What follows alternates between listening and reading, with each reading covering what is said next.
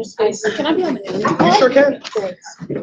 I should tell my parents so they could watch me. Oh yeah, that was Do we still want to? Well, I guess this will be too close. So. It's for the benefit of the webcast or webinar, but You should have told people so they could watch it. Yeah. I know. That's okay though. well, it's being recorded. Right. I figured as much. Yeah, you are all great. Thank you. Oh, Jeanae, we can't see you. That's okay. I'll stand a little closer. All right, everybody. So we're gonna get started because we're a little bit behind schedule, about 5 minutes behind schedule. So welcome to the Black Experience in Human Sexuality field. My name is Jeanae Hopgood, and I am a third-year PhD clinical track student. And we'll go down and give introductions. Hi, my name is Wesley Thomas. I'm Lorin Clay. I'm Amanda Nicholson. And I'm Ericka Hart. I don't know how to move this. Does that work? Okay. Old school. All right, so there's pictures of us, but y'all are looking at us, so that's okay. We don't need to see pictures of us. All right, so we're gonna go, can we go to the next one? This is not working. So on your chairs, you guys have some names. So we would like to take come sit down. So right now we're just kind of looking at the things that you guys have on your chairs. They are names, and we would like to kind of have a moment of silence and go through and read those names before we have a moment of silence. So Actually, can I also ask folks, if there is an empty chair next to you, for the sake of time, can you just also grab that nameplate as well? And if you don't mind just reading the ones that are around you too. And folks that are coming in, they can hand them off as they get seated. Yep. Come on in. Have a seat. have a seat. Yeah. Okay, so which ones? And if you took someone's off their chair, if you could just hand it to them. Yeah. Cool. All right, so I'm gonna start. So I have Jeremy Reed, Shade Schuler. Eric Harris. Tony Robertson. Ty Nooney Underwood. Penny Proud and Eric Garner, Walter Scott and John Crawford III, Ashton O'Hara, London Kikishu, Don Trey, Sandra Land and Lorraine Shelley Fry, Alicia Walker and Miriam Perry. Melissa Williams, and Keisha James. I'm sorry, can you also grab that nameplate as well? Thank you. And Akai Group. Donisha Harris and Candace Capri. Michael Brown Jr. Azelle Ford. Casey Haggard, Poppy Edwards. I'll just read it. Dante Parker, Yasmin Bash Payne. Lamia Beard. Tanisha Anderson. Freddie Gray, Philip White, Tamir Rice. so for those that just came in the room, we actually went around and read a series of names. Does anyone who was here have any idea why we did that? Sorry. First, the big loss this year.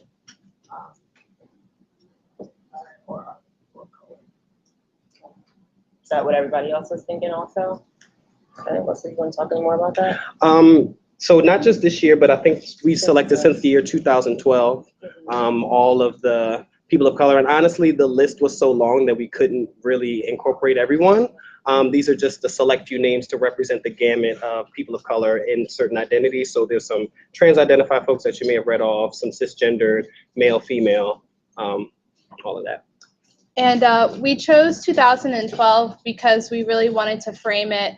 As we were sitting up here on the panel, that's kind of when we all kind of started formally academically in the field of sexuality.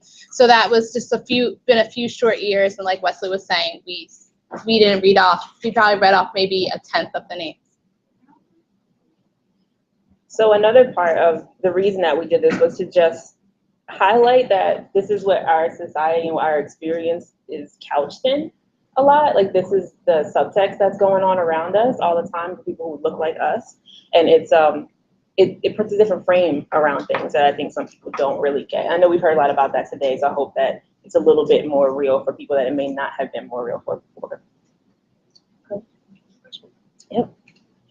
All right, so the goal of today, we're gonna look at increasing your understanding of issues specific to the Black experience. We're also gonna look at clearly identifying microaggressive behaviors and statements. And we're also gonna look at identifying ways that you can be an advocate to combat microaggressive behaviors in wherever you are. So what are microaggressions? Anybody have any ideas? Kim. You sound really educated, like, wow. Yes. More importantly, who's saying it and who's receiving that message? So it's, in my experience, it's for me, I'm a Black woman, I identify as a Black woman, and people who are white will say that to me. And I rarely have heard it a lot in academic settings, and I'm like, well, duh, I like that. I'm in an academic setting. Yeah, that's where I've mostly heard it. Okay, thank you. Sorry. What do you mix with? For those that, well, Zuri, do you want to talk any more about that? Like to clarify, I don't want to speak for you. No? No? Okay, so one thing, I don't know, just to clarify for some people, colorism is real, okay? In particular, it's in a lot of non-Euro-American or Eurocentric people in general, but in the Black community, colorism is very, very real. So anyone who is lighter than a paper bag or may have different colored eyes that are not brown or something, or their hair may not be as kinky or whatever, that's an automatic assumption that you're mixed with something and that you're not just Black. Can I speak more on that? Sure. And it's usually given as kind of a pseudo or backhanded compliment. So like, oh, what are you mixed with? Like, oh, you have something else that makes you better. Attractive, yeah. Anybody else have any ideas or examples of microaggressions? Melvin? Example, you play basketball. Yeah, it's just because you're tall. That must mean that you're an athlete, right? And of course, because you're Black too. All in Black. Yes. Well, I was also thinking nonverbal microaggressions, like someone grabbing their purse. I don't know if this is considered a microaggression, but sometimes like, normally when I make eye contact with somebody I don't know, I might smile or like say, hey, like under my breath. I know that some people I might get like a, not like a hi, I don't know, like that's a weird thing for me. Yeah, it's like that nonverbal, like Quinn's talking about, like it's weird, these little things that happen. Anybody else have an example? Okay, or I was gonna say, I feel like I attribute media, like the cause of microaggressions and how rampant they are. So it's like actions that seem commonplace and normal and allowed because they're so common, right? But actually are oppressive and actually are invalidating and rude and also just not recognizing the humanity of the other person, right? And I chalk it up to, you didn't ask me where I think it comes from. I think that like it's so seeped in because of media, like primarily because of media. Like there's a whole history and all that stuff, but like our interaction with media is so key, I think, to the way that my interaction with media is so key to the way that I interact with other people. And as I've expanded my media intake, like my visual diet, which is a concept of smelling pops, it's changed the way that I see people and it's like transformative. Anyway, really quick, has anybody ever heard of the term macroaggressions? And how would, if anyone wants to, how would you identify a macroaggression? In my head, I think of things like burning cross races or like not taking a job application because of the name on it. So it's things that you Watermelon Drea. Yes, that's crazy. That's what we're saying. And Raven Simone. Right. All right. Yeah. All right, so this is actually the definitions of what microaggressions are. So there's subtle prejudice ways of stereotyping others. It can be comments or looks or behaviors. It's not always intentional, but it usually always is hurtful in some way, whether that's directly in that moment or it's later when you think about it and you're like, wait a minute, did they just say that? But what did that actually mean? And it's typically targeted at under-resourced populations, which usually equate to lower SES, ethnic minorities, sexual minorities, all those kinds of things. All right, so this, I don't know if you guys can see this. Can you all see it? No? All right, so I'm gonna read it. This is a little vignette that we would like for you guys to just talk to your neighbor about for a couple minutes, and then we'll talk about it in a larger context, okay? So everybody ready? All right, so Dante is a 24-year-old student in an MSW program. Having already obtained a master's in psychology, Dante feels pretty confident that he will exceed in this program. During his first year, Dante takes several courses that deeply discuss topics of gender, sexuality, and addiction. Dante notices that there are no intentional discussions on race, and the conversations that do take place are often short-lived and not very comprehensive. Dante also notices after his first year that he is one of 3 males of color in the program. During the first semester of his second year, Dante was determined to seek support from peers of color. Unlike last year, he realizes how much more support he needs in this program than that of the previous master's program. In the first week of his course, Worldviews and Intersections in Social Work, Dante was optimistic that this would be the class where he would truly have a cross-racial discussion about the work and potentially hear how his white classmates navigate issues of color. By the middle of the course, Dante was disappointed that once again the conversation focused more on cultural norms and rituals rather than systems of oppression that can impede on an ethnic group's access to social services. It's after midterms, and Dante, who has been strategically sitting with his peers of colors all semester, whispers to a classmate about feeling the need to speak up about the low level of dialogue on race. In that moment, a peer calls him out and asks for him to share with the class about the side conversation that he was having. The professor, who is also white, gives the student space to allow the question to be asked, as well as waiting for Dante to respond. So, if you need me to repeat anything, that's kind of long, but if you need me to repeat anything, I will do that. But if y'all can just kind of think about that for a minute, and maybe talk to the person next to you if you choose to see what things do you see in here that may or may not be microaggressive that you notice. And just like, what do you think about that experience? Anything else that y'all think y'all would like them to try and pull out of this? Yeah, I would say I can identify some macroaggressions, but try to also see if you identify any macroaggressions in this case study as well. And as a space of learning, if you don't identify any microaggressions, to be okay with saying that. Yes. So we're gonna give you a couple minutes. It's 4:10 right now. We'll give you till 12, 4:12. Don't be shy. I've been with each other all day. You have a question? Hold on 1 second. We got a question, you guys. Now that everybody's settled and in the space. What you said, the font is pretty small. Okay. So if it's Let's just summarize. or if you want to Okay. take a couple sentences and then Sure. Yeah, go ahead. So the summary, Dante is a 24-year-old student. He's in an MSW program. He already has a previous master's degree. He navigated that previous degree pretty well. He's in a new space now, attaining a new degree, and finds that he needs a lot more support associated with his racial identity than he has in previous programs. He's struggling with the fact that he hasn't been able to have conversations around color, and now he's in a class where he thought a conversation would happen and it's not. He wants to speak up about it, and he's sharing with the classmate about if he should. He's being called out by one of his white peers, and not only that, his professor, who's also white, is allowing for that to happen and allowing for him to respond.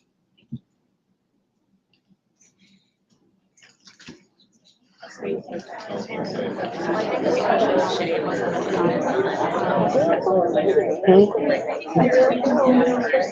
maybe at the end, just when everybody's settled. I know we read the name, there was a lot of walking in and. Oh, you're right. Yeah.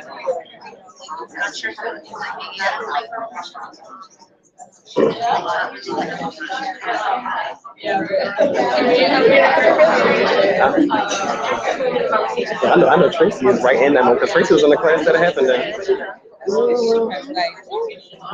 No, Lorin was like, oh, I wonder if that ever really happened. Lorin did. I mean, if anybody opened their eyes, they know it's a situation that really happened.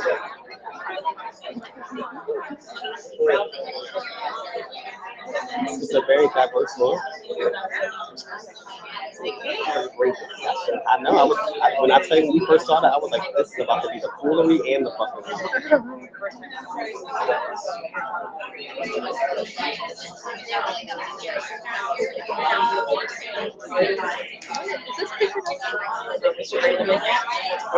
You can get more like a 30-second warning. Take about 30 more seconds. 30 more seconds, everybody.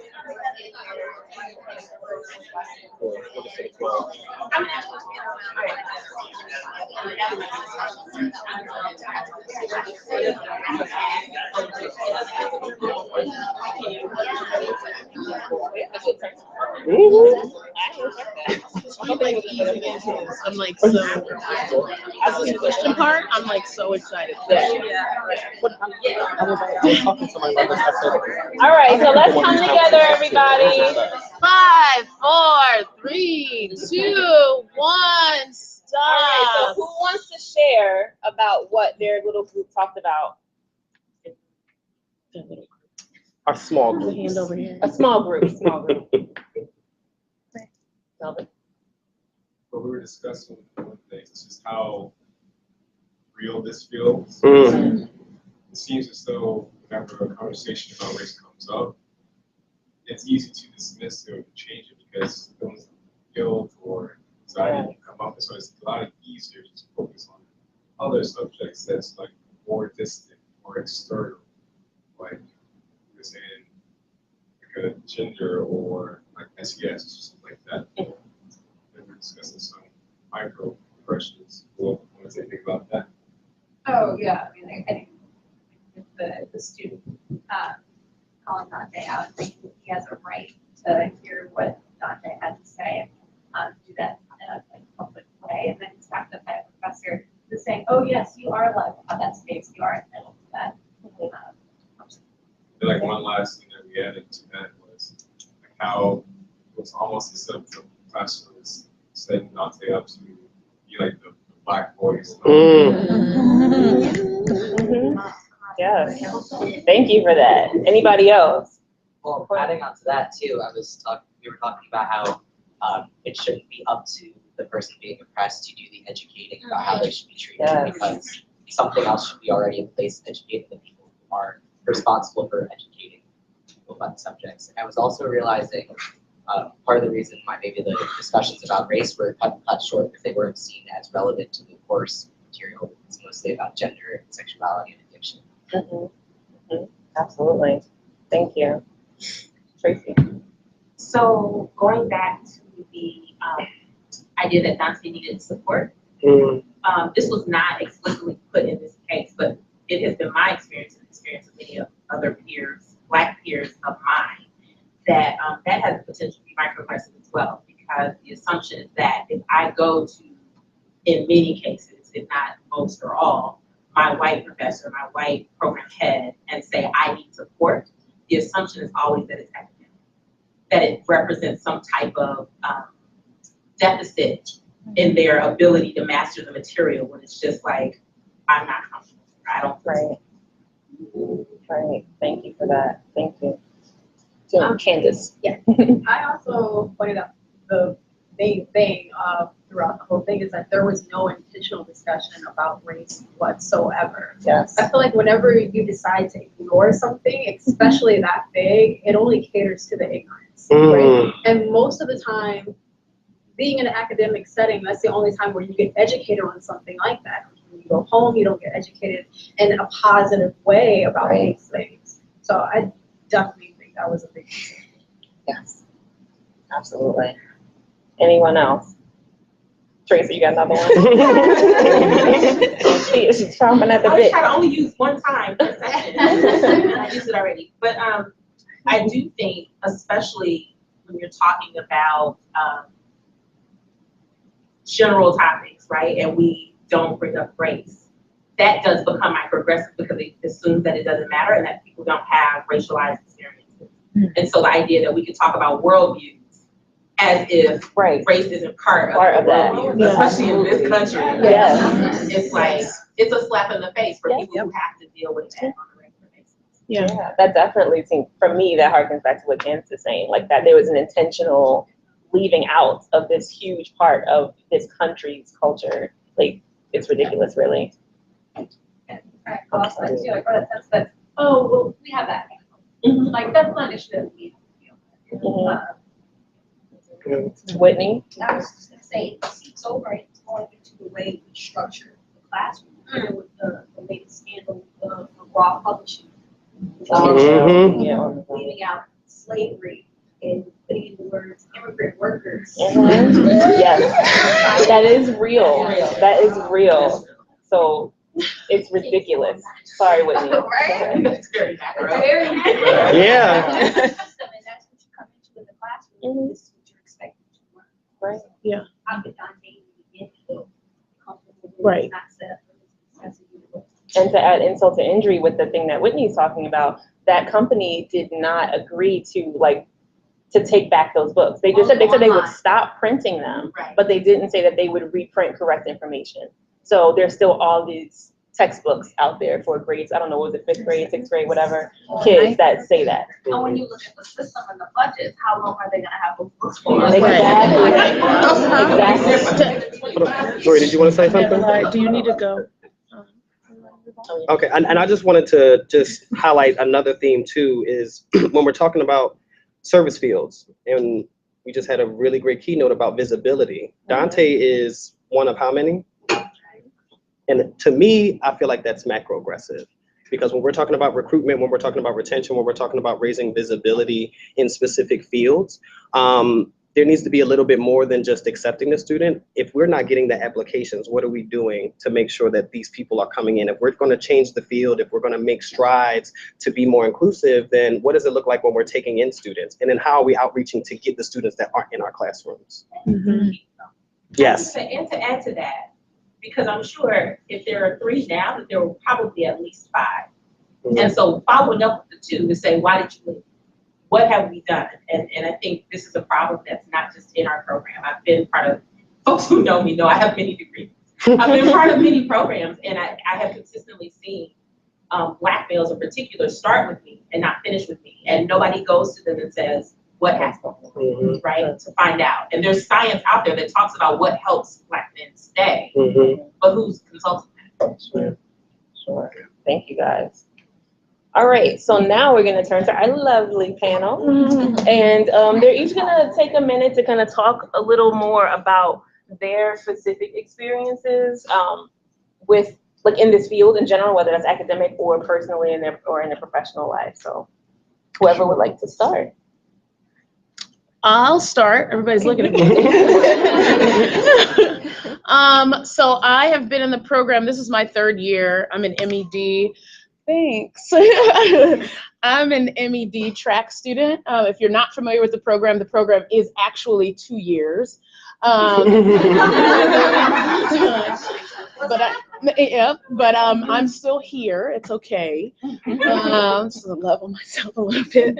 And so everyone will take what's a 592 course. That's like an intro to sex ed. And it kind of picks out a lot of different topics to kind of intro you into this program that's really going to throw a lot of things at you that you're like, what? But it's an intro course. And what I remember is that we watched a documentary called Dream Worlds. Is that what it is? Yes. And this documentary is basically, it shows mostly, I would say 99% of the documentary are rap and R&B music videos of women dancing, and the commentary is, as you know, is that these women are being degraded. This is, they don't have their own voice, so on and so forth. And what I observed in most of the class that were white was that they were crying. And I'm in the back with another person that's a person of color, and we're like dancing to all of these videos. Every song that came on, it was like, hey, like that's my jam, and after the video turned off, I was so surprised to see people crying. And we had a conversation about, they're being degraded and they're being taken advantage of. And if that's what you got from the video, that's completely valid. But there was no deconstruction of, where does that come from, that I'm over here dancing to this and that you are left with that they're being degraded. I had class this past weekend, and someone mentioned the Nelly video of, what is Tip Drill? Thank you, sorry, I'm not that hip.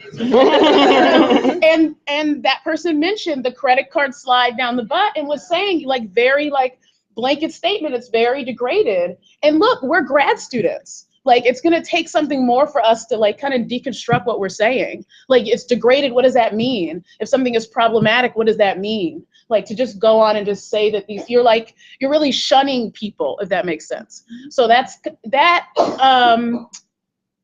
I would say that kind of has colored my experience in the program, where it's like, we're only gonna talk about race when it's brought up, not necessarily about different topics. Does that make sense? Is that clear for everybody? Yeah, it's right. It's not going to be like, okay, so we just watched a kink demonstration. Now let's deconstruct that most of the people in the kink demonstration were white. That's not going to happen in my experience. It's going to happen if we're actually talking about Black people who participate in kink. Mm-hmm. Kind of like in the world, we're going to talk about culture when Black people are involved. Does that make sense? Mm-hmm. Question. Yes. In those instances, how did you feel about the facilitation of those moments? You know what? That's such a good question. Is that most of my educational experience has been in predominantly white spaces, that I don't even have any expectation that it's going to be managed well.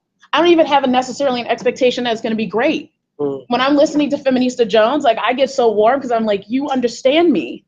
Does that make, like, it's like the first time that I get to be in those spaces. But what I'm used to is the facilitator shutting away from those conversations, is the facilitator like apologizing for showing the video, but not actually just diving in and having the conversation. So that's been my experience in the program. As a sex educator, I'm also identified as queer. So I feel like I navigate between being a person of color and also queer. And I usually teach young people, so high school students primarily. So a lot of the questions and things that I get are about my identity, because they don't have a lot of representation of someone that identifies as queer. And I usually teach people of color. So there's that experience. I think that's it. I may have more. That's it for now. Okay, well, I'm Amanda. Hello. My academic experience is opposite of Ericka's. I've always been in predominantly Black spaces, from like daycare to, I went to HBCU for college. And my first experience being in a classroom with like probably I would say an even number of Black and white folk was my first graduate program at Mercer, and it was still more Black people than white people at the same time. And I remember we were having a conversation about race. Somebody was doing a presentation, and I was like, oh yeah, girl, you go. We started talking about race, and we were talking, and some of my white colleagues, I guess they got offended because we started talking about Black issues in class. And next thing I hear is somebody go, well, them over there. And I was like, oh wow, because these are people I'm, hanging out with, going to get margaritas with, after class. And I was like, okay, reality check, one. And then here, I think Tracy actually came to one of my classes, the history and ethics class, and he presented to us. And it was a great presentation. And she was talking about all these things going on in our community and things we needed to, just talk about more. And one of our white classmates, she raises her hand and she goes, well, if this is a problem, why don't y'all fix it?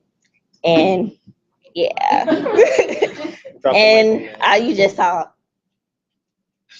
And it was kind of like, do you not know why we can't just fix this problem? It's not something that we just can't fix. All of this has been passed down. It's institutionalized. It's not things that we can go and put a Band-Aid on, like. And why the fuck am I fixing it? I'm sorry, I cursed. Yes.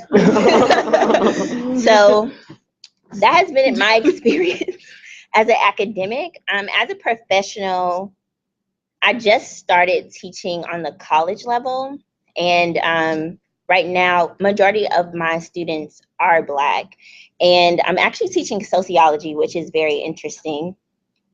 Don't know how I got in that class, but hey, I'm rocking with it. Yes. And it's been a very unique experience for me, being in a classroom with kids who are majority color, people of color, and I have one white student in my class. And we're talking about race next week, and I'm nervous for that.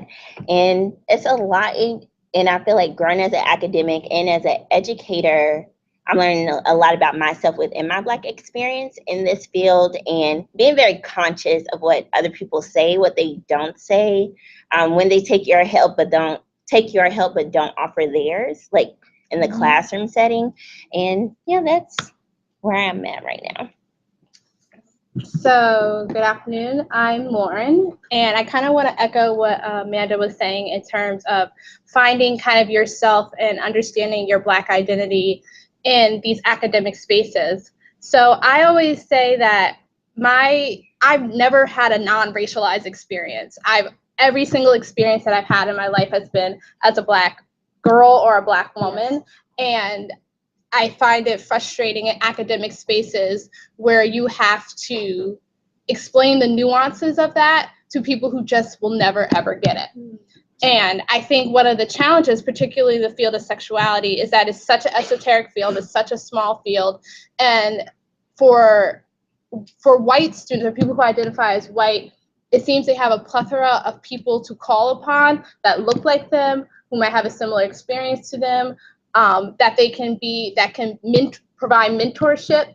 And there's very, very few people of color who can do that. And the people who are of color who can do that, you turn around to your left, you turn to your right, and they're the people sitting next to you. And we're all in the process of figuring out our own shit. So when you're figuring out your own shit and you're looking and you feel like someone else is calling upon you to help you out, it's a very precarious situation to be in. So I think that my identity, it's kind of navigating this identity. What does it mean? What does it mean for me, Lorin, to be a Black woman? What does it mean as a Black sexologist? And kind of navigating that, and not necessarily the burden of having to explain the nuances of your experiencing is just fucking exhausting. I'm just gonna be real with you. And so it's trying to navigate that space. And I think we're making inroads, but it's a tough road to travel. Hi, my name is Wesley Thomas again. So to speak about my academic experiences, full disclosure, Dante is me.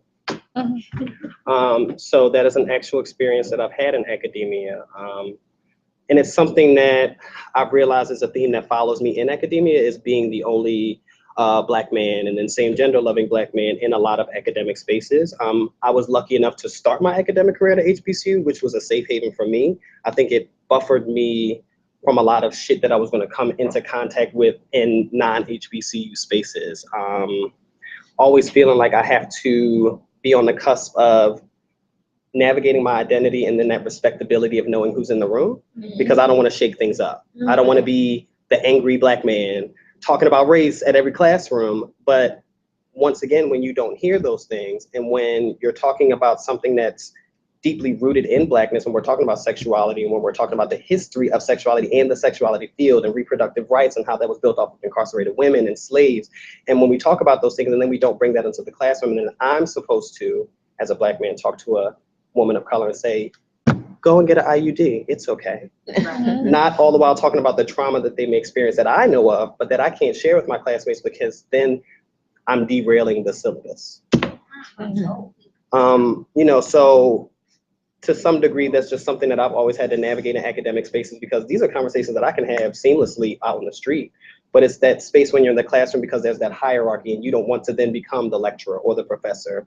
You also don't want people to look at you that your lived experience is the only experience. Because at the end of the day, we all have our own lived experience. We all bring our experiences to the table, and they're all uniquely important and uniquely different. So I don't want to be talking about my experience as a Black man, and then now you go out into the world and educate Black boys and think that I can use Wesley's experience and translate it to all of my discussions. It's not going to happen. So that's my academic experience.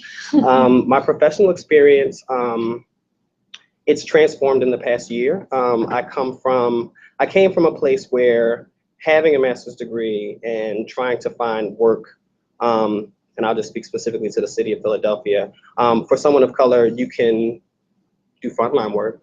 You can do HIV testing and counseling and outreach in the community. You can bring other Black gay men into to get tested because you're attractive, you're a Black man, you know a little bit of something. So bring the people in so that we can get tested.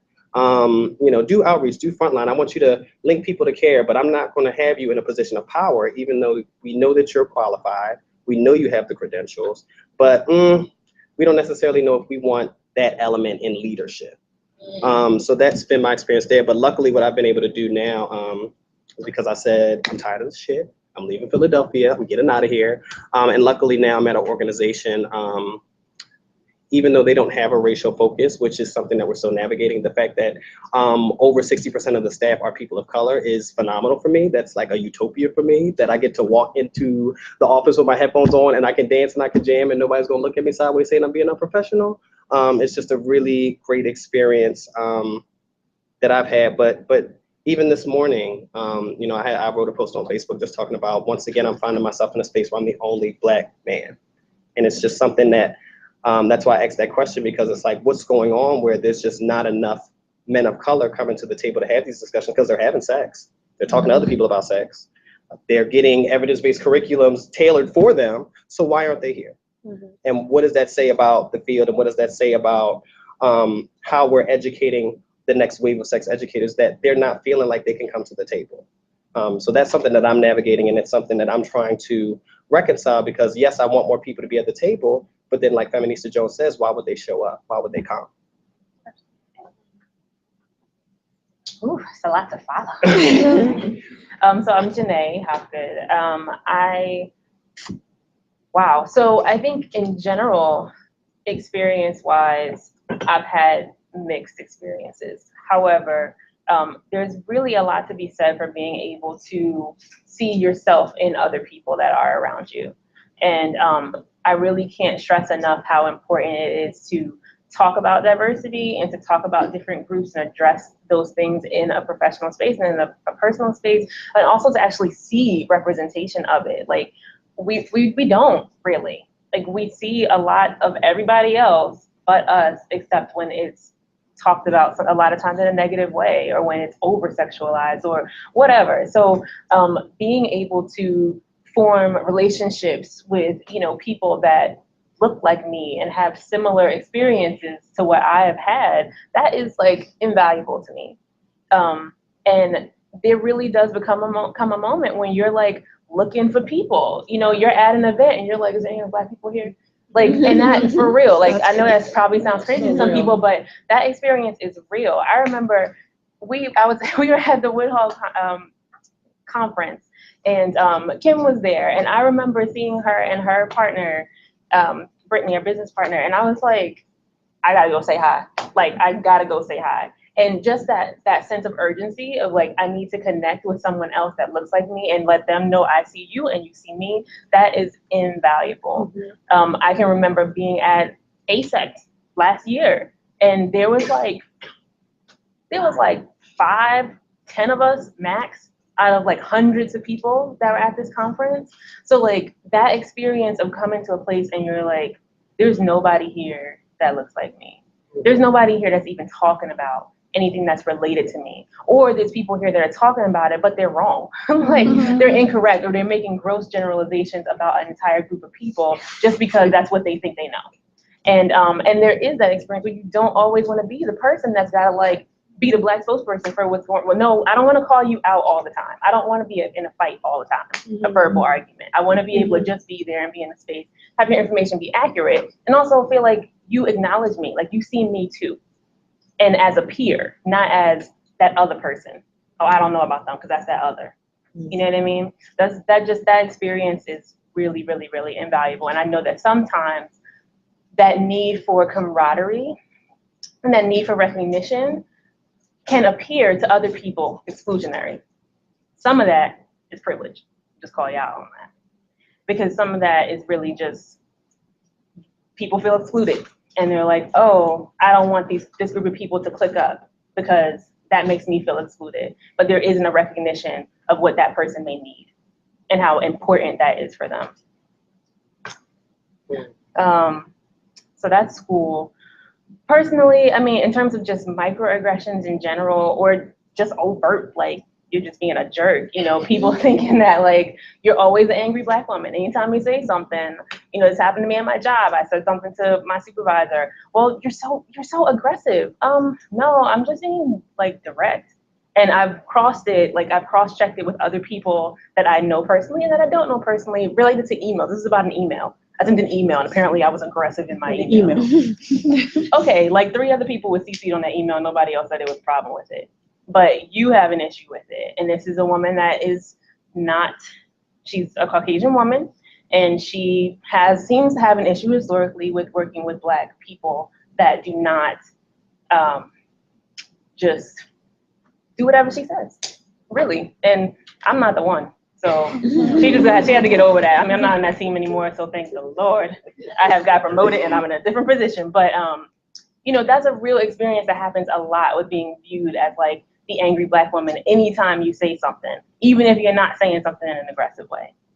And that's a microaggression. That makes you feel like you can't say anything. And then you see yourself being passed over for things that you know you're qualified for, but you can't do it because they got an issue with you. I was trying to wait till Q&A, but you just brought up exactly We're what about to go there, but you're good. First off, I'm glad there's so many people in here because I really thought, and this is also connected to my question, I really thought that this panel was about to be punished for everything that's happened today. Because today has been very Black, unapologetically so. And my experience, even in this moment, I sit here and I'm very uncomfortable because of how Black it's been and what my experience has been in terms of what that costs you in the way of social benefits. So when you speak up, then you don't get offered opportunities, or people don't want to sit with you, or they're very uncomfortable. Like it's like all of a sudden, oh my God, you know, you might hit me now that I know the truth about how angry you really are, or people don't want to work with you in projects, and all of the endless list of things that are real and imagined that actually happen to you for speaking up about your Black experience. And I just wanted to see if that resonated with you and how you're navigating it. Because I'm not gonna lie, I think part of the reason why I was so reactive to Feminista's speech is because it was so real. And I was like, oh shit, so what does this mean now in terms of what that's gonna cost folks in our program who may agree with some of the things she said? I would love to speak to that. So in 593, which is the class that follows 592, we have Black Onyx, which is a Black male. Are they all men? Male body. Yeah. Leather group that's based out of DMV. All right, DC, Maryland, so on and so forth. Virginia, and they came. They did a demonstration. We went back to the class and processed. And this person, a white person, said, you know, it was so great to see big Black men being so like gentle. And I was like, what? Like, what just happened? And no one else in the room was necessarily having that reaction, but I was completely taken aback by that. And my professor, who is a person of color, said, you know, like, let's deconstruct like race. Let's have that conversation. So we started having that conversation, which gave me the space to then talk about my feelings about that. But what it came down to is that other people in the class, other white people were saying, oh, you know, she really didn't mean that. She really likes you. She wants to be your friend. The person that made the comment was like, well, I don't really understand, Ericka, like why that was a big deal or why that's a problem. And Ericka, I really like you. And it's just like, now I need to be friends with you or become your friend or like make you feel better because what you said was fucked up. You know what I mean? Like you gotta deal with yourself. Like what you just said and at its baseline does not work. And I don't need to be the one to explain it to you. Yeah. I think the best way for me to describe it is it's always feeling like you have to, what's the term, kowtow to white people. And so you always have to validate the white experience. So if someone's feelings are hurt, you got to validate their hurt feelings. If someone wants to be your friend, you got to validate wanting to be your friend. I may really just not want to be your friend. Not because you're a terrible person, but because my friend Q is full and I'm good. But here for school. Yeah, here for school. Right, or I'm here for school. But it's always feeling like you have to be in the position to validate white folk and validate a white experience, which just in we're smart people. You recognize that it's just the way the whole entire world is reflected. And I think an interesting thing is that for many Black people, is that this is an experience that you get when you become an adult or when you start going to grad school. This is from day one. So you have a lifetime of learning how to deal with these things. And literally, when I say it's exhausting, it just gets really exhausting and tiring. One thing that I want to say is if anybody can take anything away from this today, is that pro-Blackness does not equal anti-whiteness. Right. And I really need people to understand that, because I think that that's what happens in some of these spaces, that when we, anti-white people, right. Sorry, yes, thank you, anti-white people. Because at the end of the day, my belief is that to erase all of the isms, everybody needs everybody. It isn't just Black folk gotta mobilize, and everybody needs everybody. So the reason why we even have this panel, why we're having this conversation, is because too long has it been when that Black voice gets raised, it's automatically a threat to the room. Mm-hmm. And it shouldn't be. Pro-Blackness is because of the systems of oppression, of the lived experiences where we're always considered less than for jobs, for relationships, for any type of choice that can be made between you and something else, you're probably not going to get picked. So having to navigate that your whole entire life, and then having to come into a space where you want to finally feel liberated because now you're getting to have these conversations that you probably never had before. So now you're taking a leap of faith. Let me bring race into it. And then everybody's like, race? Yeah. We shouldn't have that response, because at the end of the day, race is real and it's in front of your face and it's every single day, whether it's from a privileged place or underprivileged place. Race is in front of your face. And to answer your question, Tracy, about how do you navigate that and what do you do with that, take up space. Even when it's not allotted to me and when it's not welcomed, I take it up, because at the end of the day, my experience is that space has been taken from me from other people. So unfortunately, that's just going to have to be my tactic. I'm going to follow your lead and I'm just going to take the space back. Yes. Yes. Gosh. Yeah, just, go ahead. No, go ahead. Just to piggyback on the first comment, mine was the reaction to the, was the opposite of that. Usually people of color speak up. People who are not of color tend to kind of nod their heads and kind of say, well, I understand that kind of thing in terms of, I'm not going to speak up and try and figure out my voices. And so it's almost, when I get that response, I'm getting that response, and the school is, it's like a personal wall. Almost like, and it makes me feel a little off because I'm speaking up, I'm pro-Black, I'm saying all these facts and statistics in an eloquent manner, and all I get is nod. Mm-hmm. And what do you guys do in response to that when you get that? You get that nod instead of what you might feel as a threat and scared. It's delicate. I think, I'm sorry, cut you off, Wendy. It's a delicate balance because it really can go either way. So I have done both, where I've like accepted the nod and been like, okay, clearly they're a little uncomfortable with something, and if I push further with this, it's going to turn into something else. And then I will be the angry Black woman. I will be threatening. I will be aggressive or whatever. But I also had the experience where I pushed back. Like, well, what does that mean? Like, what did you hear me say just now?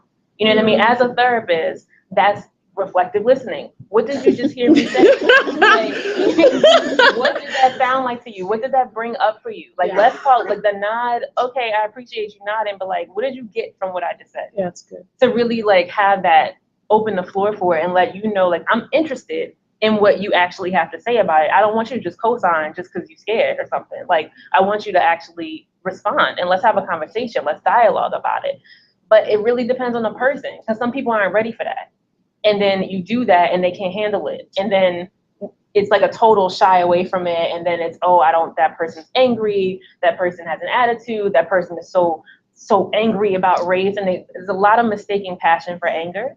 And it's a lot of mistaking intellect and intellectual discussion for just jargon and dogma. Mm-hmm. And that's not the same thing. But can I speak to that? The one thing that drives me crazy is like, well, you're so angry, and why are you so angry? I was like, if there's nothing to be angry about in the world, then decades or centuries and centuries of oppression and imperialism, then what the hell are you angry about? Like, I mean, those are anger is a real human emotion. It's there for It's a reason. okay. It's okay to be angry Right. about it. It's okay to be angry about oppression. It's okay to be angry about a negative racialized experience. So like it kind of I told the line between like, you know, how are we angry, are we passionate? And I think there is a distinction there that needs to be made. But I think people also need to recognize that if this person's coming off as angry, they have every right to be angry. Yeah. So and to validate that, like, I get why you're angry. You have the right to be angry. And it doesn't always mean that we're angry at you. I'm Right, sorry, exactly. man. It just means that we're angry about the situation, and we need to be able to talk about that and like put that out there, because that's normal and natural. I'm sorry, I keep cutting Mandy off. Go ahead. But just to piggyback off of that, and two is not to have to be apologetic for being angry and for being passionate. Like, before anything, I'm Black. I'm Black. And I'm a part of, I sell toys. And it's like this many Black people in the company I sell for. And a lot of people, they choose to follow your personal Facebook page. That's your business. But at the end of the day, don't go telling people have told or reached out to my team leader to ask if I'm okay. Is she okay? What's wrong with her? Because I posted back about Black issues. And my thing is, I'm fine. I'm okay. I mean, because like I said, before anything, I'm Black. And I have a right to be angry. I have a right to be passionate about all of these things. And if you want to talk to me and you want to ask me if I'm okay, you should ask me. You shouldn't ask my team leader, because he doesn't know how I'm feeling, because I could be angry. I could have just thought it was a good post and that everybody needs to be educated about it. But I don't think it's fair that other people, when they're passionate or angry, it's okay. Mm-hmm. But when we get angry or when we're passionate, it's a problem. What are we? We hoodlums, we thugs, we tearing stuff down, but we just can't be passionate. Like, why can't we just be passionate? I actually have a question for everyone here, and you can just do like a call out. How do conversations of race make you all feel? So you can just shout it out. You don't need to raise your hand. I love having conversations about race because, yeah, it can be definitely exhausting. At the same time, feel good that it's being addressed, and maybe I can help lighten someone's ignorance. So that way, maybe fewer people that will say ignorant things as well. Yeah. In that same vein, it motivates you. It motivates you to want to kind of start making changes within the systems that you're already in. Like, I worked at a predominantly Hispanic and Black school where all of the teachers are white. It's like, I'm the only young Black woman of color, and almost make me cry every day when I get a referral for a student who's like very loud and boisterous and like very opinionated, but they say, oh, she's disrespectful. Yes. Yeah. Who she is. Yeah. So it motivates me to want to make change. Actually had a situation like that just recently. I have a practical site that I'm at right now where I work with homeless youth. So of course you can imagine that most of the youth that I get there are African American. However, I'm the only Black person that works there. So there was a situation, I wasn't there, came in one day, and apparently two of the Black residents and one of the white residents got into an argument. One of them got sent out, basically. And when I spoke to one of the case managers, what she told me was he was just very loud and I couldn't control him, so we just had to put him out. And so one of the other gentleman that was there, the other Black gentleman that was there, when I talked to him, he told me, he was like, I think there's some racial problems because other kids are getting in trouble. And he was cursing at everybody. So when I brought this up to my case manager, she's like, well, I'm happy that you're here because he can at least identify with you. Wow. And I'm like, well, first of all, I'm a woman, so he can identify with me that much. And secondly, I don't feel like that was appropriate for you to say, you know, like, I'm here to do a job, not to be that spokesperson for all Black people. Right. So yeah, I definitely understand what you're saying. I find it pleasurably challenging. But oftentimes, like, I have a class, a social work class, where this topic is really tearing class apart. We're trying to put it back together. Because some people want to talk about it and some people are really uncomfortable talking about it. So I feel like even though some of us are enjoying the conversation, it's getting really tiresome and frustrating, but also it doesn't seem like it's going to end because the people who are so resistant to hearing it just don't even, like, they're shutting down. So I feel like sometimes there's never, I don't expect it to be resolved, but it's just, I want something, like someone to be like, you know what, yes, let's talk about this, instead of saying, no, I don't want to hear that you're offended. Right. Or I don't want to hear again talk about race. Thank you. I also feel like sometimes you have to, I feel like sometimes you can't be raw in how you want to express your anger in terms of race, for example. I feel like you have to be very intellectual about it for them to understand or hear you out. I can't just say, like, what you're doing is messed up. Like, it's fucked up. I can't say that because you're going to be like, whoa, you're really angry, calm down. But if I, like, you know, quote James Baldwin and all these people that you're like, I get it. Like, so I struggle because I don't, you know, I'm an academic 11 to what? How long we get? 6 p.m. 11 to 6 p.m. And I feel like after that, like, I should be able to speak how I feel without having to be so academic for you to hear me and understand what I'm saying. So I struggle with that. Okay. Thank you. Very valid. I think there's an archetype, right? Like, there's this theme that often Black people, we are portrayed as we're always angry, like we're savages, we're, you know, there's always this anger attached to however we are portrayed. It's either like anger or it's sexualization or it's mammy style. I mean, so we could talk a lot about this earlier. So when you have those three boxes that you're forcing people into, anything that is said with any amount of passion can be construed or is construed in a negative way, instead of weaving through all of that and separating that out and checking your own assumptions and, like, actually listening to the words that are coming out of people's mouths and why, and just having honestly just a curiosity about people. Like, if somebody's mad, don't you want to know why? Especially if you're talking to them, like, you want to know what is actually making them so upset. And not just like, oh, I don't care, and they're just so angry, so I just don't want to talk about it, you know? But that's the message that comes across a lot. Like, our voices aren't valid. And then you have folks that are like, you know, slavery's over, segregation's over. Like, why are you still mad? And it's right. But I mean, I don't know if anybody's ever seen it, but there's this infographic that actually gives you like a timeline. If you actually measure slavery and how long it lasted, then you talk about Jim Crow, then you talk about segregation. Honestly, what America calls Black freedom, it's only been around for like, what, 20, 30 years? So when we're talking about liberation, we're talking about having to deconstruct centuries of oppression. So the fact that we're having a conversation now and you're like, oh, I'm so tired of hearing about this. It's like, this is the first time we're ever talking about it. So how are you already tired? Right. I think there's also something to be said about the anger that comes from not talking about it.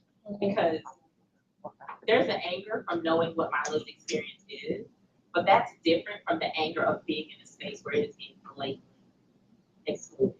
And it's very clear, and not just because we don't talk about it, but we say things like, oh, and that topic, and this subject, and we can't even use the word race, or use the words anti-Blackness, or white supremacy, and all these things, because it's like, oh, and it's like, we all know. And so, yeah, that anger is completely different. And so then it becomes a situation where it's like, not only do I not want you to dig into the anger you brought to the table, but I'm going to make you even angrier, and you can't talk about that either. And that is where you get where people are like, well, fuck you then, I'm out. Like, now I'm about to flip a table. Now I'm about to, you know, burn the car. Okay, now like I'm about Jesus. to set the CBS on fire. Yes. Right. Yes. And Right. we don't talk about that either. And I think that's also part of the problem. Yes, absolutely. Just think about what's going. So, did any of y'all know that the Million Man March just happened Yes. October 10th? You know, there was no coverage of that. Like, only online, on even BET. Right. Well, exactly. But my point is, like, this is supposed to be Black entertainment television, and like, it wasn't even covered at all. So, a positive message about a group of Black people being together in solidarity, trying to do good stuff, was not even broadcast. But I mean, I'm not surprised. Like, Right. I wasn't expecting to see it on TV. Like, we saw all the, you know, the bombing and The looting. but the tasering, what's it called? The smoke thing. Tear gas? Yeah. We saw that all the time. Like, that was like on TV every Mhm. all the time. All the But time. Yep. I'm not. I was like, oh, duh. Like, that's how I felt when I knew advertising. Peaceful part, not the peaceful part. Right. Right. Which is a shame. So it speaks like your name is Tristan. Yeah. So it speaks to what you were saying. I was an AS major in undergrad after American Studies. And so, like you said, no one ever talks about it. So I'm reading these texts. I'm like, wait a minute, this same stuff is still happening. This was in my graduate in 2014, this was in 2010. So I was like, I was so angry all the time, and I would try to explain it to. I went to UVA, so it was like all my roommates were white. I had like one black roommate. She was never on my side. Let's talk about that. Why you're so angry? So I was posting on TikTok, Facebook, and I like posted one time in 2011. I was like, you know, sooner or later people are going to get tired of getting short and stick, and people are just going to start rioting. So, and I said this in 2011. I feel so pathetic. But someone commented, and they were like, "This is like you act like black people are just still being. You act like it's still slavery. You act like all this stuff is just happening to innocent black people." This is like a black man that says, I was like, oh, he eats his words now because this came up on my timeout, and I had to show him like, oh, look what you said. It makes you angry. Yeah. Yes. Things are still happening today that were happening all years ago. Everybody thinks it's changed, but until you know, interpret the text, delve in the text, you won't know. So I really like having these conversations, but you know, they're just frustrating because back then people wouldn't understand it. Now people are starting to be like, oh, okay, Melissa, I see what you're saying. They used to call me Young Malcolm. Because they're like, you're just so mad all the time, but I'm glad it's happening. Well, I'm not glad that's happening, but I'm glad the dialogue is finally starting to happen. Yeah, for sure. Yeah. All right. So we've got about, I think, 15 minutes. I want to ask one more question to the group. What ways do you guys feel like you could utilize your privilege, however you identify your privilege as being? Because on some level, we all have some privilege, right? Mm-hmm. So what ways can you utilize your privilege to make safe spaces? From a personal experience, I had some, my cousin and her friends come down from North Jersey for Made in America Festival. And then I started noticing really quickly that they were all using the N-word and they are all white. So I had to actually physically, surprisingly say to them, hey, you know, you probably shouldn't continue to say that. And if at least I can't convince you to stop saying it in general, don't say it here because you're going to be in a space where someone is not going to accept that from you. And that's what it, and like I had to actually say, well, I don't get it. I say it all the time. Well, my one black friend said I could say it, right? That one black friend's the whole community, right? Right. So now you know everybody, and that right? One black friend might not be for the community. Yeah.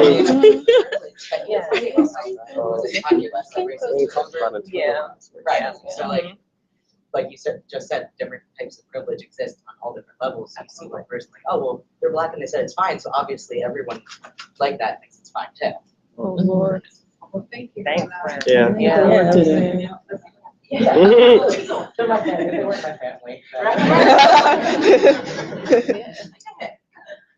What else do you guys think about how you could use your privilege to make spaces safer?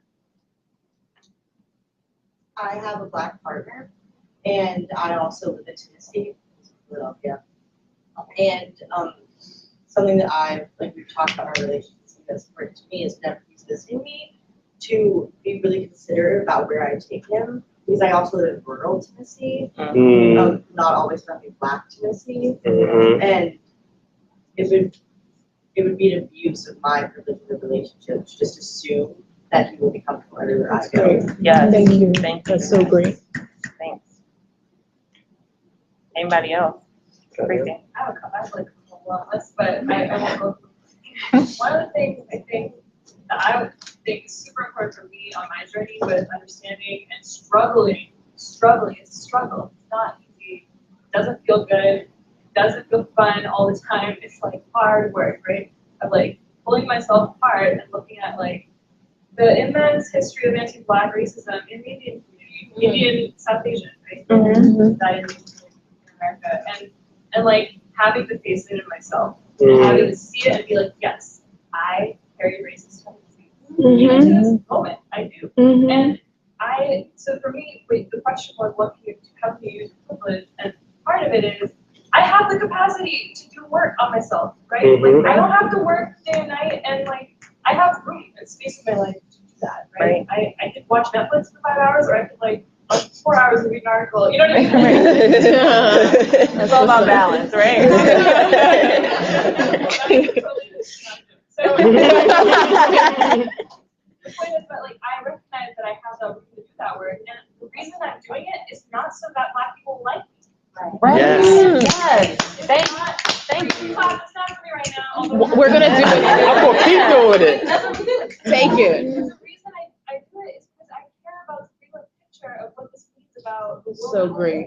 Right. It's so great. The way, you know, like this is how I feel. And, I mean, I'm an organizer, obviously, of this conference, and like, you see that's happening. So that's another way, right? Is using. If I get elected to something, I am making sure that shit like this happens. You know, like I'm making sure that it's for me, and it's for me. It's a selfish desire. It is not for other people. It's for me, and I'm owning that and saying it because this isn't about like what Feminista says, like being nice or being PC about it or being like this is how it should be because I have privilege. It's like no, but I didn't just wake up one day and like feel that way, right? Either it's like I had to like I'm still struggling with it and. It's a process. It's a process. It's a process. And so that's what I have to say. Thank you. So. Okay, so for me, I find that I mean I came from a place that's 98.7% white. So it was like I moved to Toronto and it was a lot of a culture shock and something that I found for myself that I needed to. I mean, first is stepping back and like letting other people speak when it's appropriate. Like obviously. I can't speak to a Black experience because I'm not Black, and so a lot of people think, you know, that because they've read some articles or like whatever that they have words on it, but obviously stepping back and letting other people speak their voice is the best way that you can learn. But also creating a space just in your reactions, I find is something that I really had to work on, you know, like not laughing if somebody says like a name that you don't understand or can't pronounce, or reacting when they do something that's maybe cultural or that's different from what you would understand to be in that situation, and really seeing how you react to that and normalizing it and almost not reacting, right? And so that was something that I found a lot of people don't think about necessarily. And when I started thinking about it, I started really seeing the ways that I was like enacting in them. Thank you. Thanks. Okay, Well, I would say by taking advantage of as many opportunities as I can that are offered to minority groups is a way that I feel is because by taking advantage of these opportunities, I feel like I have more availability to be able to present myself to people who don't see somebody like me every day. So that's Thank you. She had her hand up. Okay. I think rather than waiting for the conversation of race in the classroom or backing up someone once they have brought race into the conversation, saying I think actually my responsibility to bring this either way. If it's not happening, you know, it's open to me for this, rather than like waiting to talk about like we have a section. Right. Right. Thank you. Whitney. So it seems to be, I'm noticing the further I climb up, whether it's the academic ladder, whether it's ladder, the fewer Black folk we see. So with myself, and I feel like it's always my responsibility to constantly reach back to. So even if you don't want to be a sex therapist like me, or you don't want to have anything to do with sexuality, just open the doors of academia and show them something broader, and just present that opportunity of Watermelon Drea. Laundria. Providing her the opportunity to have the same space, to take up the same space that I have. So another generation of Black folk in this country, you won't be even far between anymore. Yeah. I think about that too, in terms of trans folks, Black trans folks, young Black folks, and folks with lower socioeconomic status. Because I also see that as well as my own. Not like I've been moving that much up to the SES ladder, but I do know my experience still is very much middle class comparatively speaking. And so thinking about how I can always, as much as possible, try to make space for voices that get caught out there. To not just allow them to speak, but then also be willing to call out things like cisgender privilege and educational privilege. So the privilege of having a degree. Like I'm big on saying, just because you have a degree doesn't mean anything, because in our community, in Black communities, the ones who are doing the most sex education work don't actually have degrees. Right. And so acknowledging that expertise and validating that has also been part of my efforts to try to eliminate my own internalized anti-Blackness. Wonderful.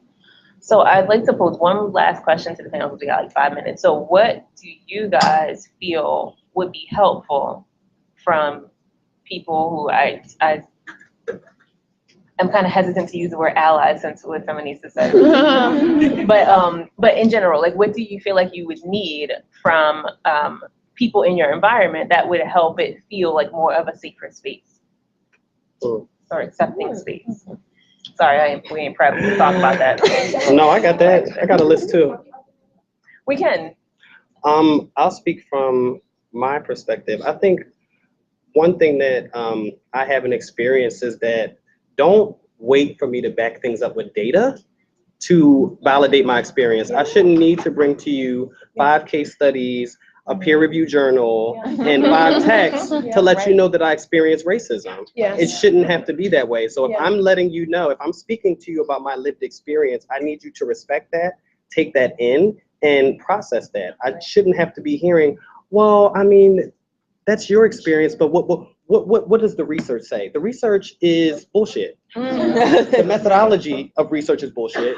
The way that we collect data is bullshit. So I'm not going to sit there and talk to you about where historically racism comes from, because I don't need to. It's a life experience. I live it every day. So I just ask that be sensitive to the fact that if I'm actually in the space and I'm telling you my story and I'm sharing my story, respect that. If you need empirical data, then you can research it.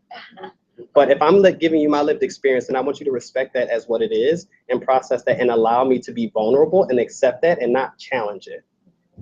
Thank you. So one of my favorite things to say is I wholeheartedly believe like the dismantling of white supremacy, that the onus of that has to be on people who hold white privilege and not the people who have been oppressed by white supremacy. So I don't know your name. M? So you said something that was really great. I think bring it up first. Like, you know, just because you're a person of color, just because you're a Black person, doesn't mean that you always have to be the one responsible for initiating the conversations about race. If you're not a person of color, you live in a world where color and race matters. So you have something to speak about. So bring it up first and be the spark to that conversation. Don't let it always fall on the responsibility of that person of color, because that can be re-traumatizing for a lot of people. Mine is really short and sweet, and that's just to talk less and listen more. And, you know, just like Jeanae said, reflective listening is very important. So I know you're listening to me where you're not trying to talk over me about my experience. So just talk less, listen more, and just be in the moment with somebody when they are sharing their experience. Mine is, I think, a good segue to this, is stop asking people to explain their experiences like they are the spokesperson for that community. So this can go across a lot of different things. So don't ask trans people to explain their experience anymore. Don't ask queer people to do that, and stop asking Black people to do that, because we aren't the spokespeople, and nor do we even want to talk sometimes. And that has happened to me here, where it's like, well, I really just want to talk to a person. Well, that's too fucking bad, because I'm not the person that's going to do that. So you should read a book. So we put together a book list of all the things that you should read. You just take it down. I will own if there is not enough copies, because I felt bad. I made the assumption that it wasn't going to be more than 20 people. So if you need more copies, I will send it to you electronically if you need it. Oh, I can upload it? Yeah, I can do all of that. Yeah, we have a shared files. So read away, read away. Yeah. So definitely take advantage of what's on there. Yeah.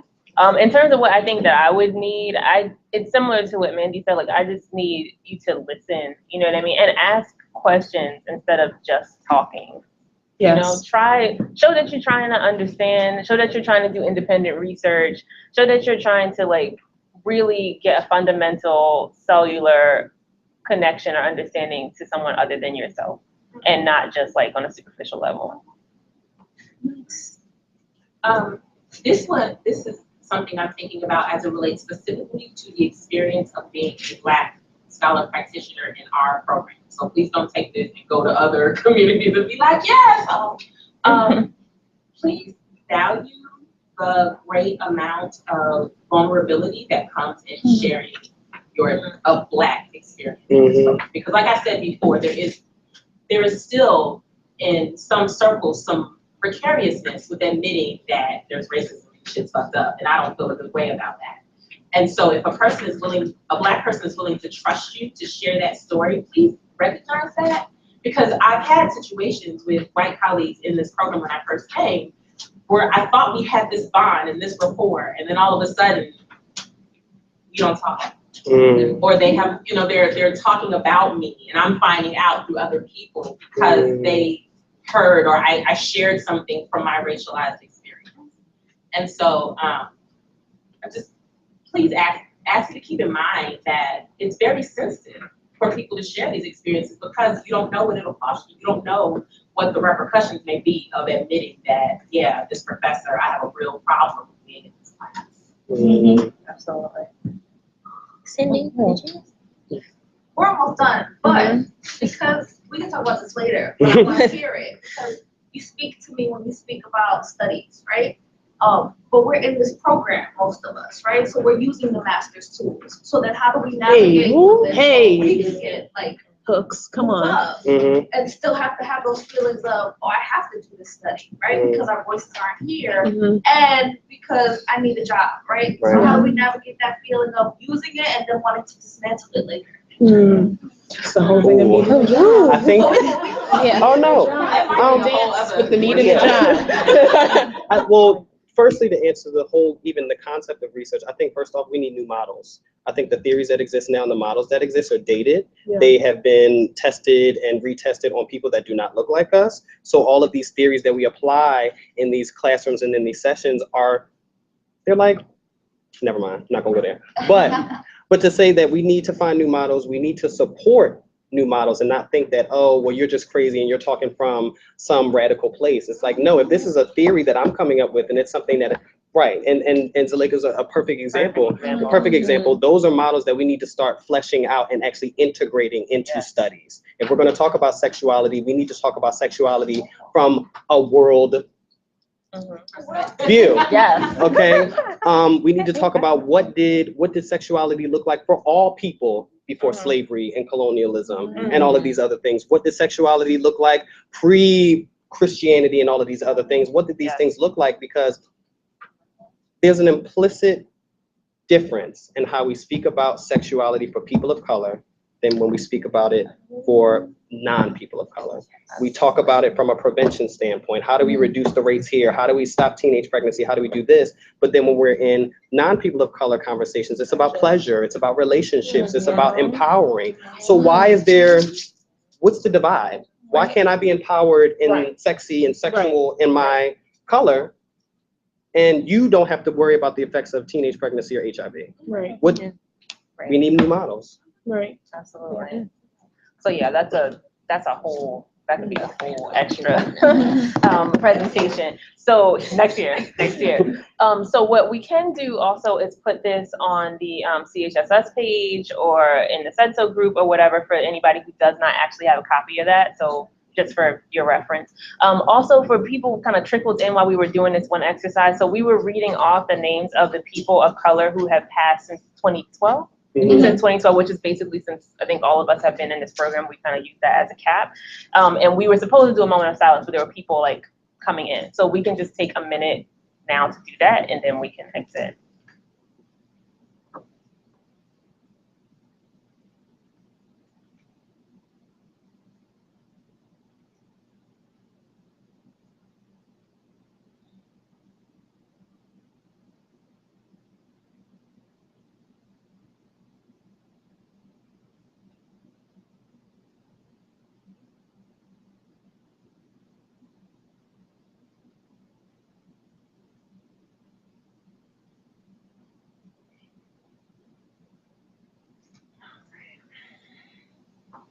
All right, y'all. Well, thanks for letting us do this and coming in and participating. You said you were going to put it on the share file, right? Yeah. So, just in respect for those who may not be a part of the Widener program, if you want the reading list, if someone who is a part of the program, if they can kind of give it to that person, that way if we have access to it. You know what I mean? Also attach it to the conference website. Oh, cool. Awesome. Which is a WordPress site. Great. You can search on WordPress. There's Sexuality conference. So Perfect. if I can get an electronic version of it. Yeah, we'll send it to you. Yep. Perfect. Thank you. Yeah, great. Thank Thank you. you. Thank all of you for coming. Thank Do we you. need to step out so this happens? The evaluation? Do we need to leave All right, the we have to room so hand this those happens? out. No? Okay. If you have evaluations too, we have to hand out for you guys. Oh, yeah.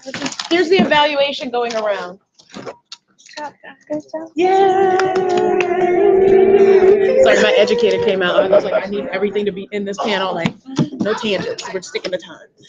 No, we made it too. I mean, Perfect. Good. And the turnout. Yeah. That was great. A ton of people in here. thank you so much. Thank you guys so much. Thank you. Thank you. Thank you. Are you in the program? No, I'm not. I actually just graduated from undergrad this year. Oh, okay. Considering coming? I am. Okay. So my partner lives in Philadelphia, and I'm like pretty done with living in Tennessee. So. Yeah, great. Awesome. Well, hopefully you come and enjoy the program. Definitely. That was awesome. And acknowledging you guys just did like a lot of emotion. You like it? That you didn't have to do. Thank you. Thank you for acknowledging that. And then Thank you for stepping up. Yeah. Good. I need to come find you after class. Why people don't have to do this? I need a Tracy hug. So thank you for sharing. So good. And thank you for sharing your experience. Thank you. Wait, let me. Yeah. Oh, yeah. I think these are the big ones. Yes. Oh, yes, right. Listen. Have you ever had a Tracy hug? Yes. Yes. So proud. I was like, oh. Oh, you did already? Oh, take one photo. Okay. We're gonna take a photo. Okay, yeah. You wanna be in it? Okay, cool. You could, I think you could just leave them on the table facing. Thank you for coming. We really appreciate it. You guys completed it. Either was like a picture with it. Oh, okay. Right. There might not be no fucking drama. Thank you. Thank you for coming. I had to keep myself. Oh, wait.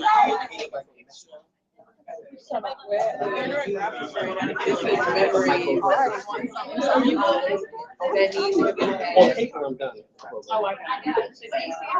Yes. Down a little bit. Ready? Is everybody okay with you putting this on Twitter? Yes. Facebook is going on Twitter. Okay. Okay, my turn. I'm tired of smiling. I want to make sure they get pictures. Oh, look. Okay, I want one with me and one without. I'm the only one facing this way. Oh, wait. Oh, you want me to turn it? This is so weird. This is so prom. Oh, I know. I did make a prom stop. Sorry. Oh my goodness. 1, 2. Wait, so I can't be in the program, this picture. Oh, yeah. I don't know how to do it. I want them to find me. Oh, yeah. They know I'm here. And they know what I'm presenting on. Oh, look, they know what I'm presenting on. Oh, yeah. Come on. I'm signed up.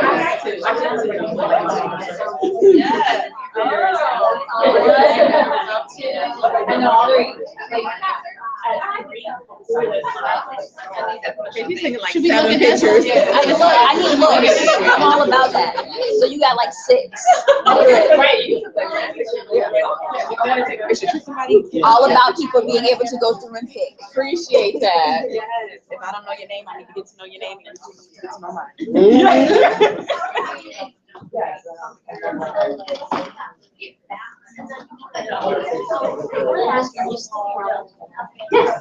All right, thank you. Good job. Yay!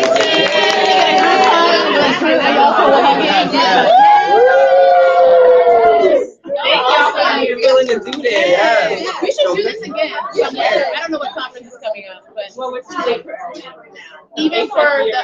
St. Thomas? Like technology's coming out? Oh, that was Hey, if we just say we're going to St. Thomas. yeah, we learned that Hey, everybody meeting in the room now? Yeah. Okay. But they're gonna do like a closing and wrap up.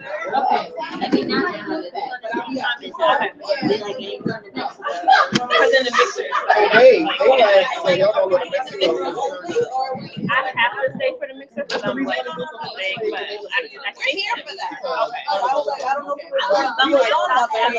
Oh, right. I think that they tell me they're gonna do something afterwards.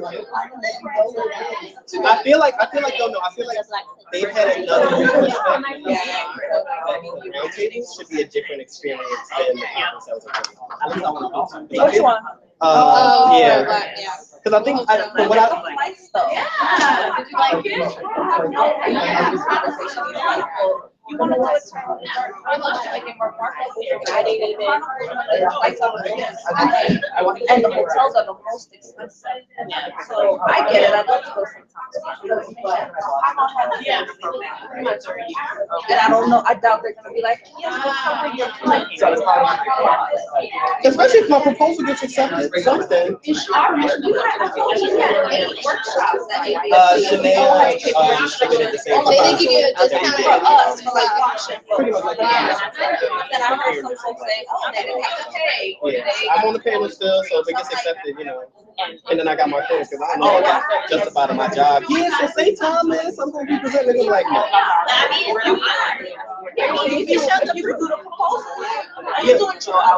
No, whatever we did at the conference already, Jeanae research. For I was thinking that's true. I got it. How do you feel about race? I find myself constantly coaching. So good to see you. I'm so proud of you. Your book is so Constantly coaching, depending on where I am, being strategic all the I time. didn't know that where Being self-assessing. Am I ready to have this conversation? This conversation needs to be had. Yes. I feel that all the time. And like, okay, what self-care do I need to go ahead and do To prepare for this. to prepare for that or to be the So it's just like when you all ask that question, I say, yep, that's how I feel. We're like a That's what we Yeah, I came to this conference like right we now. always have to try and figure out how we can Being strategic all the time. And it just gets to that point where I'm so tired of being strategic. It's just like I want to express, but at the same time, make sure that my emotions don't get I don't even know if that's involved because then I feel like the message will be lost. So still trying to navigate all that. Yeah, I gotta go. I heard so. Are you staying for the mixer? I'm gonna stay. Yeah, I gotta go. That's what I was like, wow. Girl, if I ain't gonna be there for a little bit, all this stuff will wait. Totally. It's a man time. Yeah, I was mad. absolutely. So And I want to get involved more with him. Oh, I enjoy it.